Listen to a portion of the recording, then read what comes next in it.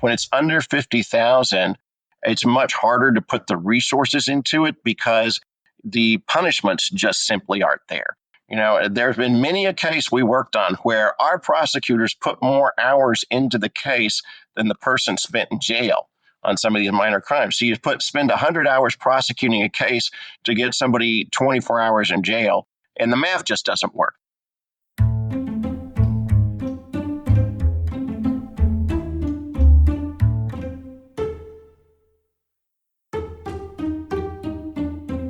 If you've been scammed, is it likely you'll get justice?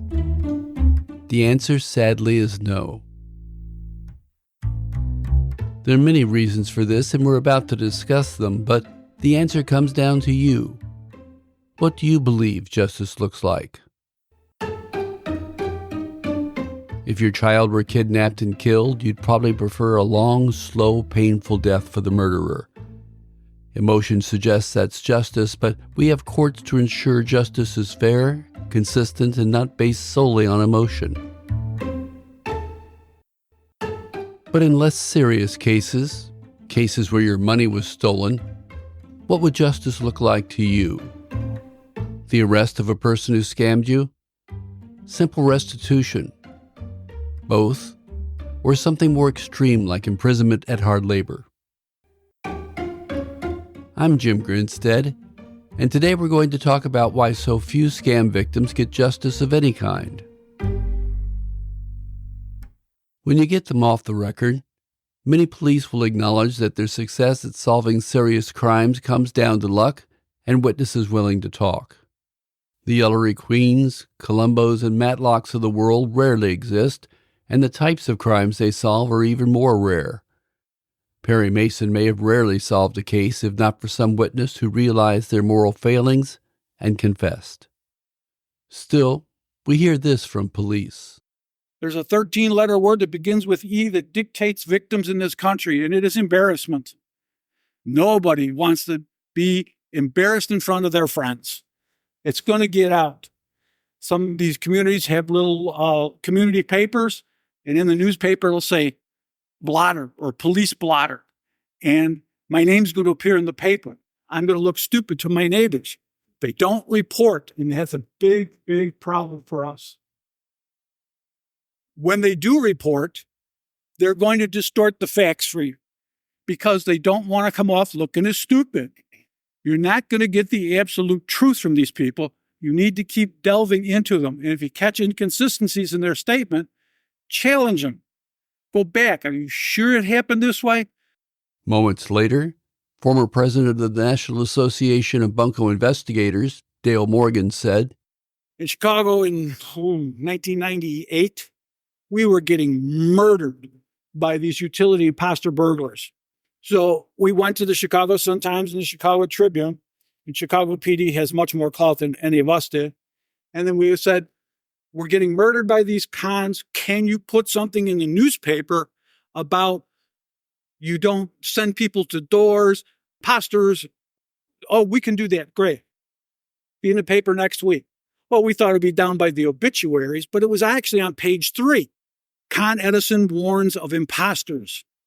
Wow, great title. First paragraph, Commonwealth Edison is warning the citizens of this metropolitan area that we will never send anybody cold calling on your door. Wow, a shout out to the press. It almost makes me feel proud. 10 minutes later, they threw me out of the conference.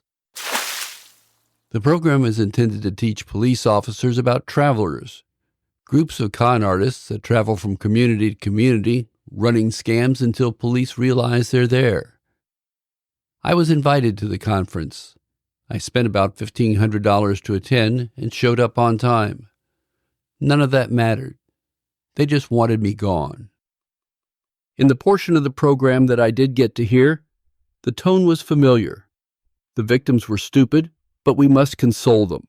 I also heard a condescension toward the victims that blamed their age and the changing times. These may be issues, but being a senior does not make someone stupid. In my view, the police should be investigating a crime, not judging a victim.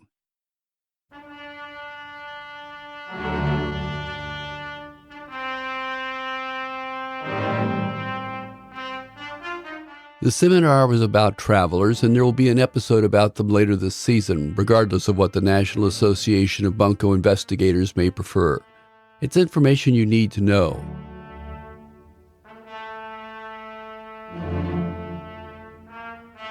So what's the point of this? Justice. Victims deserve justice, and police are a vital part of that process.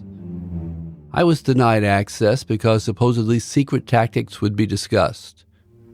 The USB stick handed out to the convention attendees offered clues about those secrets. Those clues included 7 Better Business Bureau press releases, a list of companies that spoofed telephone calls, a history of traveler communities, and an Ireland driver's license guide. I found most of the data on the drive by myself online later with very little work.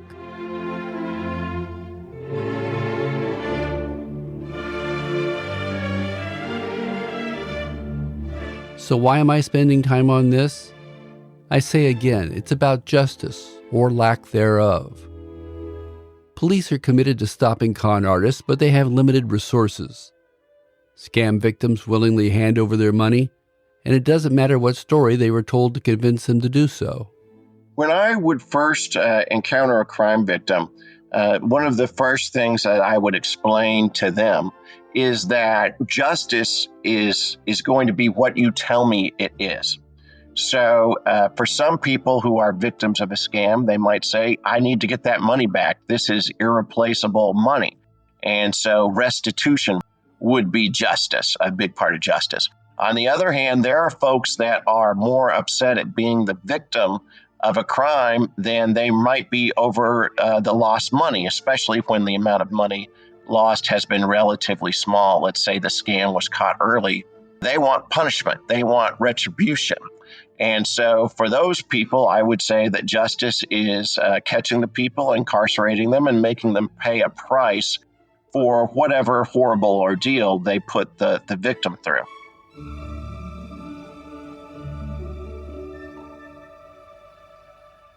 That's Matthew Stowe, a former prosecutor who's known for his focus on scams and their impact on individuals.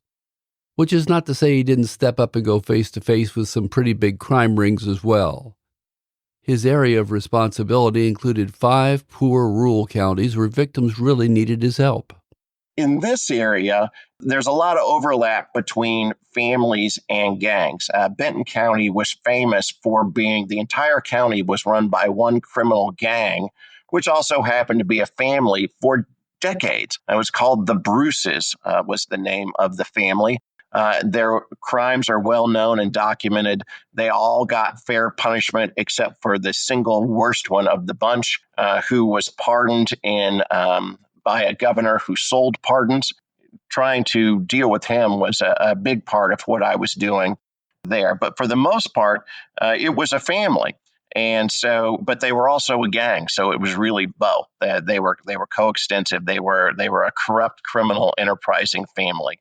Now, after that family left, it left a power vacuum, and Mexican cartels moved in, as they have in most of the counties. So most of the crimes, the organized crimes that I was dealing with, were cartel related, and to a lesser extent, street gang related, because the American street gangs are largely, knowingly or unknowingly, the pawns that are played with by the Mexican drug cartels that have all the money. So we had vice lords, we had gangster disciples, we had a number of those gangs there too, and all of them ran scam. Many prosecutors aren't willing to put in the time to bring a case to court, so victims end up paying investigators to find out who robbed them. In Vicki Semsh's eyes, this is a failed system, is what it is.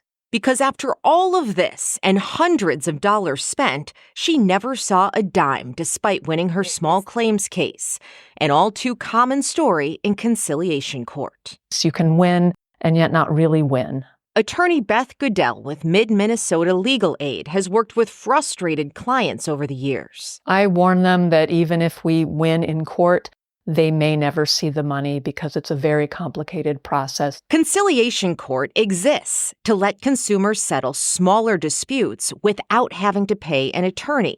This is the problem. Vicky turned to the court after she says a concrete contractor hired to redo her garage floor and driveway did a poor job and damaged her home and fence in the process.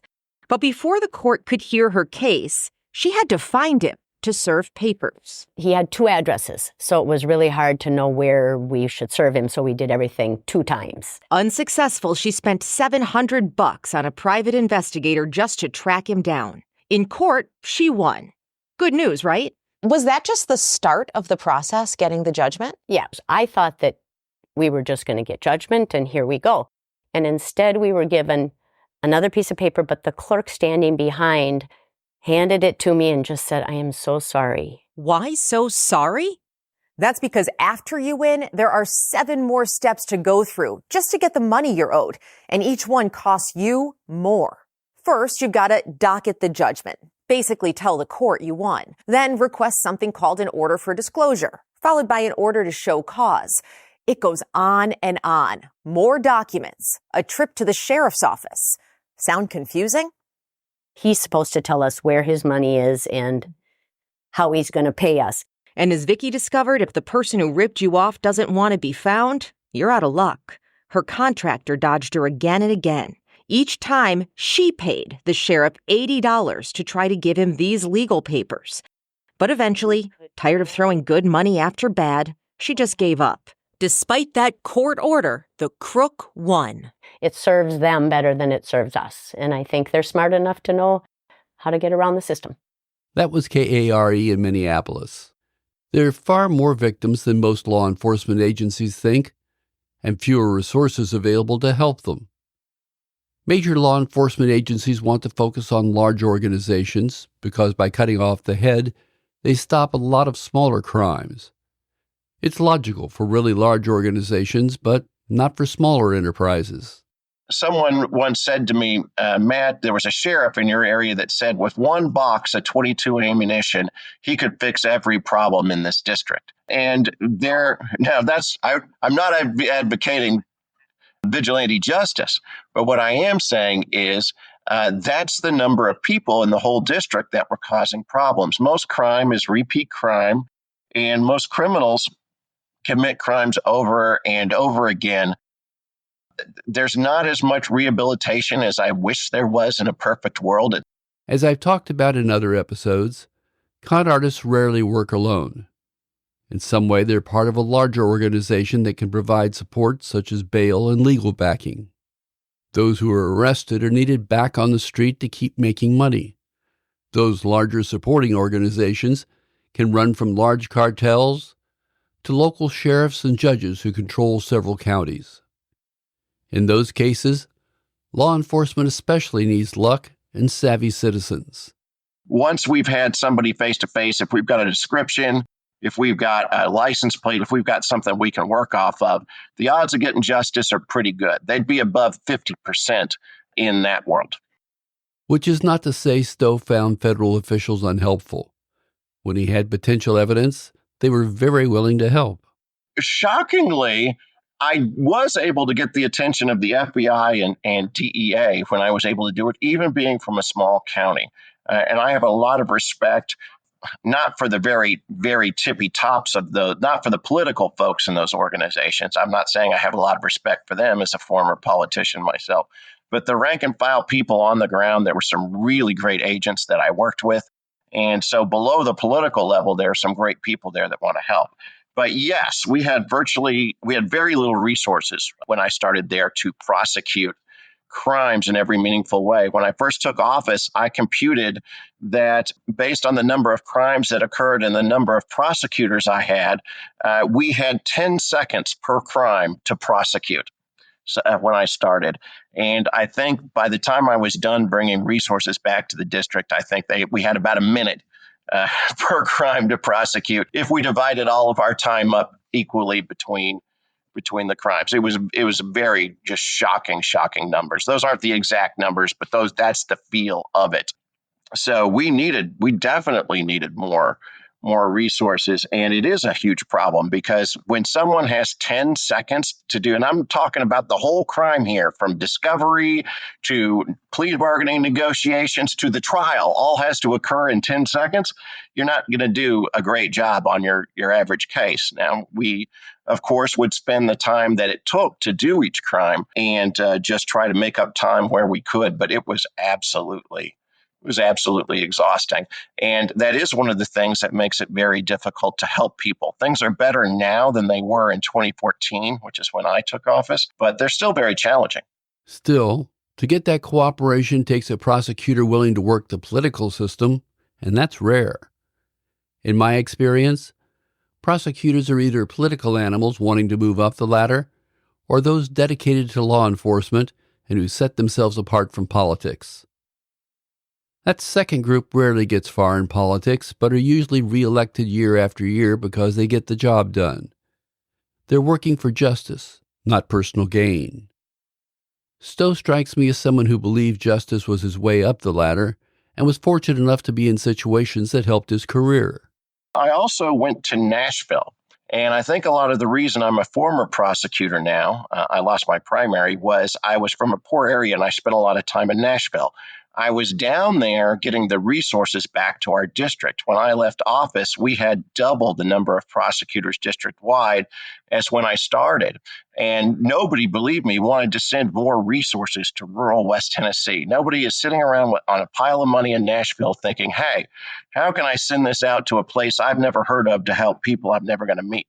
To get that money, you've got to go down there. You have to forge the connections. You've got to be helpful. I did a lot in terms of drafting legislation, helping other people draft legislation. If I helped a member of the legislature draft a bill, they would remember who I was. And then I would come back and say, my district, people are hurting. You need to help. But how about you? Are you able to avoid a scammer? A new survey from CITI, found 90% of respondents believe they can identify and prevent financial scams. But more than a quarter of the 2,300 who took part in the online poll had already been victims, with 32% of tech-savvy Gen Zs the most likely to agree, despite a recent report showing seniors are at high risk of cybercrimes.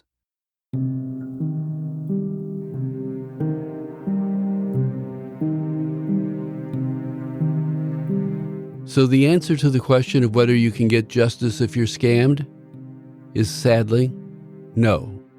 It's not likely you will. These investigations take a lot of resources that even medium-sized cities can't afford because of the number of victims and criminals involved. Plus, there are other crimes, usually violent crimes, that require investigation. The best defense here is a good defense. Don't let yourself be put in a situation where you can be scammed. Starting with this season, I'll be including a link to a podcast episode on how to protect yourself from scammers. It's intended to be a reference to remind yourself how scammers operate. And I'll update the episode from time to time as their techniques change, so you'll be ready when a scammer tries to take advantage of you. It's a tool built for you. Please use it.